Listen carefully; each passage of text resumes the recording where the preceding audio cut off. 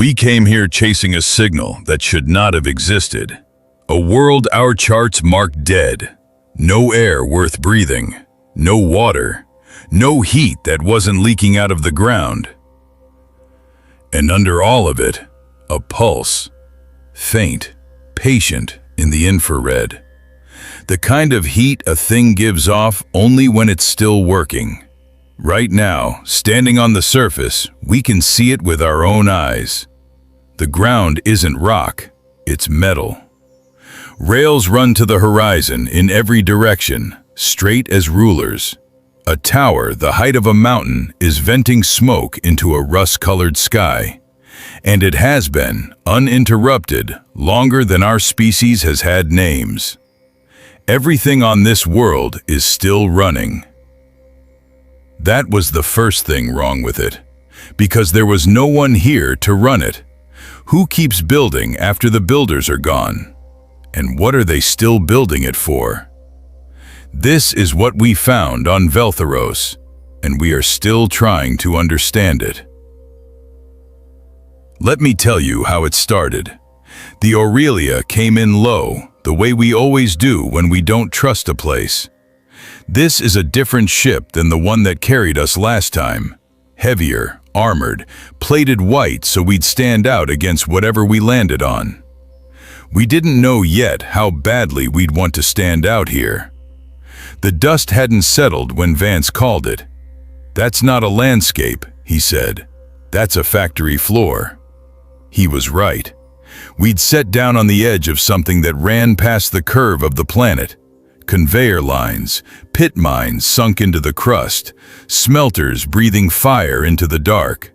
A machine the size of a country, and every part of it moving. From here on, it only got stranger. I'll tell it in the order we found it, because that's the only order that makes any sense of it. The first thing we learned is that nothing here was alive. Not the way we mean it. Okafor swept the whole valley for anything organic. A cell, a spore, a scrap of something that had once eaten and grown. Nothing.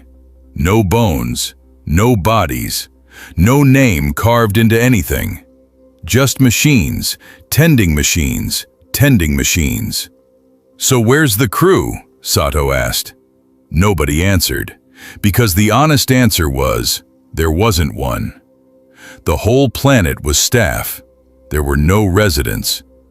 We started walking, following one of the rails inward, and the walk itself told us something. The ground gave a little under our boots. Not soil, but grit, the shavings of a world being slowly filed away. Everywhere the rails ran, the land beside them was lower, scooped out, hauled off somewhere ahead of us. The mines weren't at the edges of this place. They were the whole place.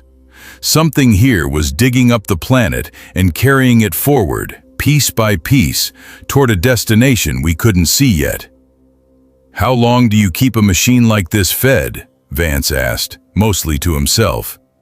The answer, when we finally understood it, was worse than the question. We kept going, deeper than we should have, and that's where we found the second thing.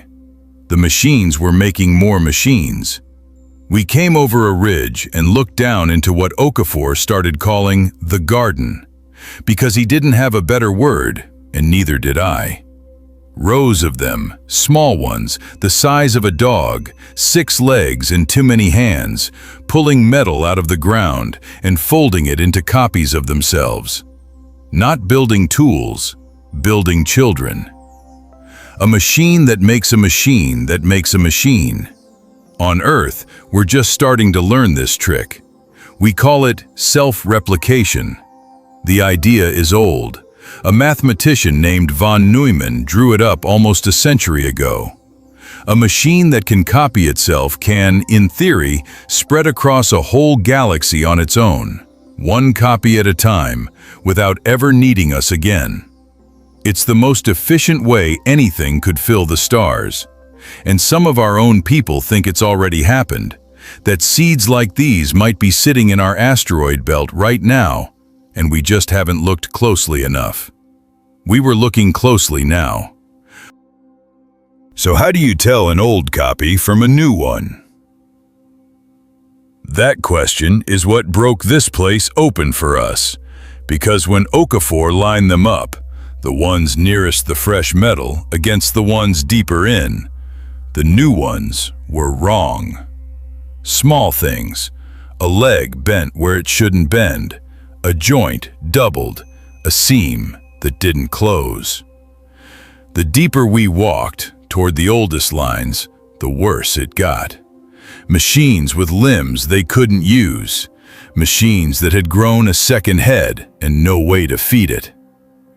They're not copying it right, Okafor said, very quietly, and then quieter. They never were.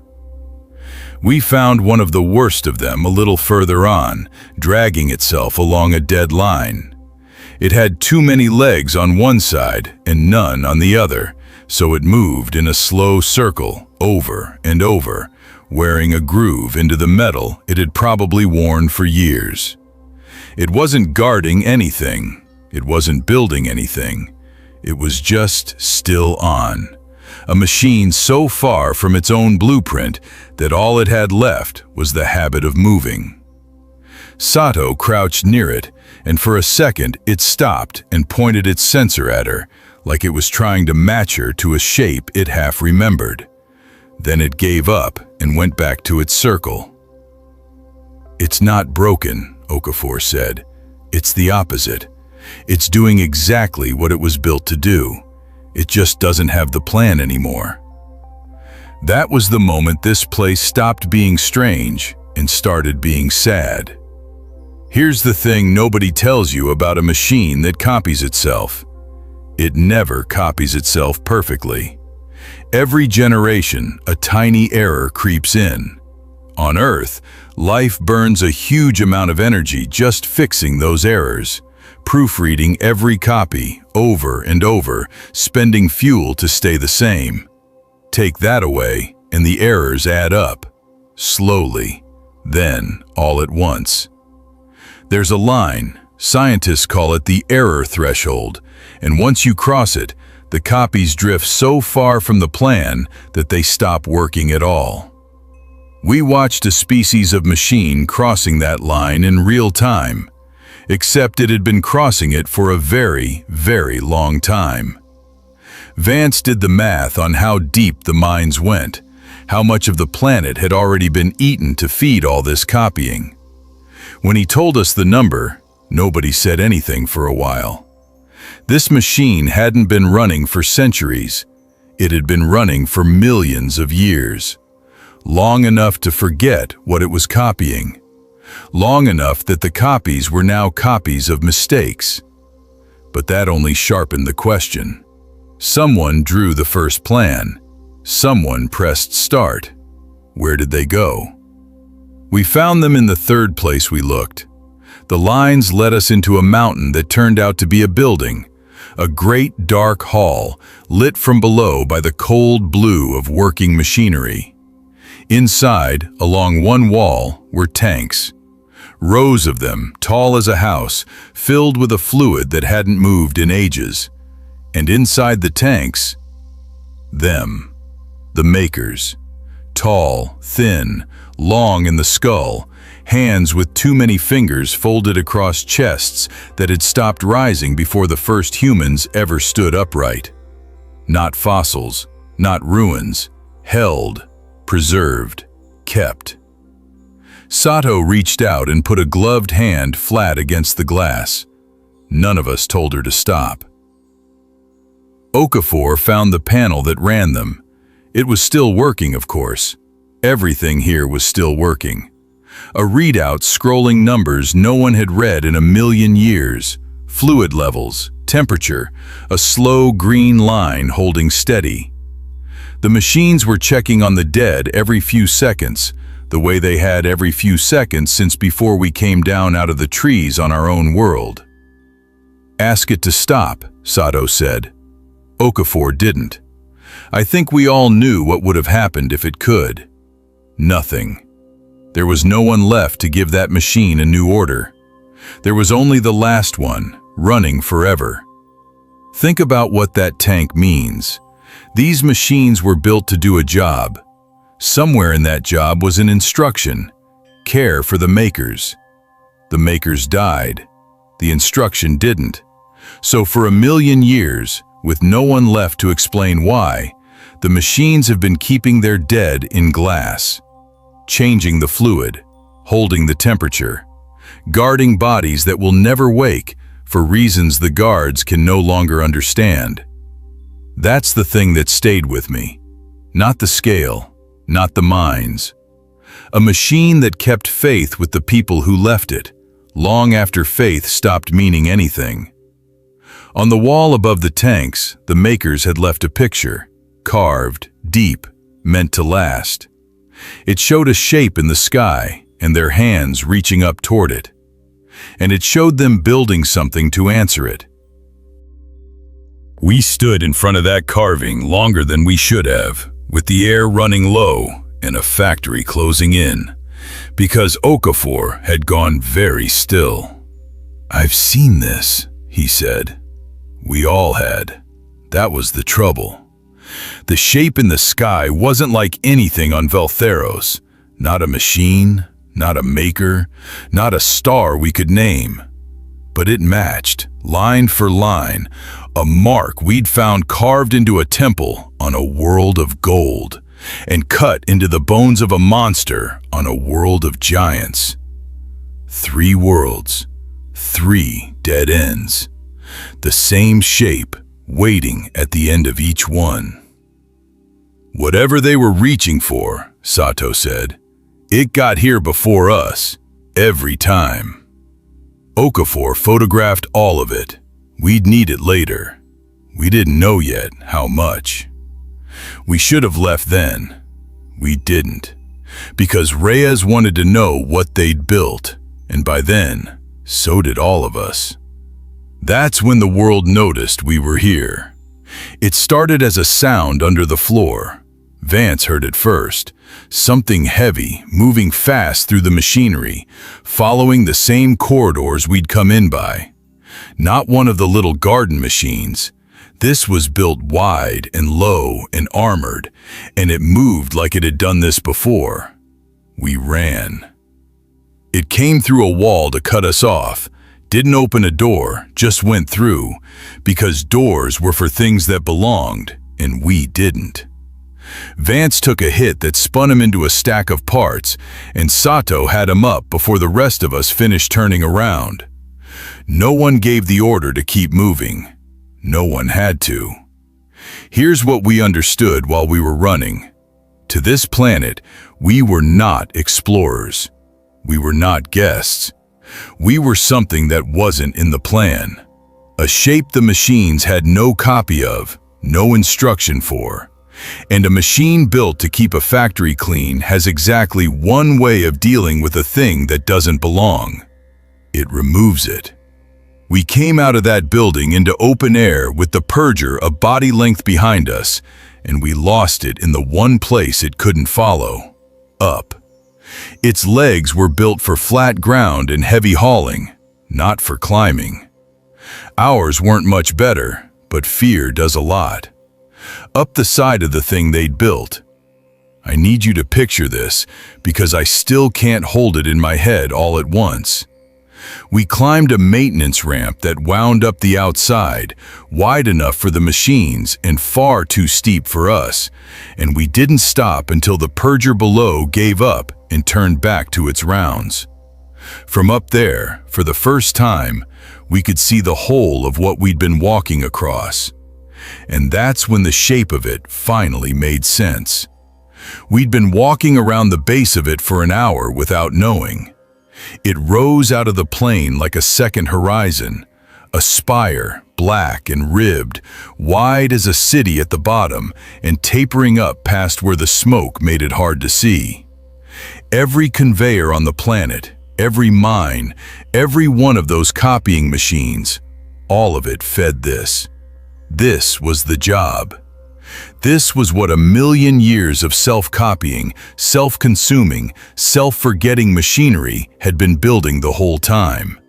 A tower aimed at the sky. and it was nowhere near finished. That was the part that got under my skin. The scaffolding at the top was still growing, still crawling with the little garden machines, still reaching for a height none of them would ever live long enough to reach, because none of them lived at all. 1,000,000 years in, and the job was maybe half done. Whatever this was meant to say, the makers had aimed for something so far away that finishing the message had outlasted the species that started it. So what were they trying so hard to reach? The maker's picture had a name for the shape they were reaching toward. We didn't. But we'd seen that shape before. On another world, carved into a temple wall by hands that worshipped it as a god. And on a third, cut into the bones of a creature that even other monsters had learned to fear. The same lines, the same wrongness, turning up again, here, at the top of a spire built by the dead. And then, all at once, the machines stopped. The little ones in the garden, the great slow ones we'd been avoiding all day. Every one of them, across the whole plain, went still and turned toward us. One of them stood close, taller than our ship, old, patient, its sensor cluster grinding around on joints that hadn't moved in who knows how long. It looked at us the way you look at something you're trying to place. Not angry, not afraid, just noticing. For the first time in 1,000,000 years, the factory had found something on the plain that wasn't in its plans. And above us, the spire answered. A pattern of light ran up its length, rung by rung, out into the dark. The same pattern, we realized, that the makers had carved, that a temple had carved, that a dead titan had worn. It was still calling. It had been calling the whole time. That's when Reyes gave the order none of us argued with. We left.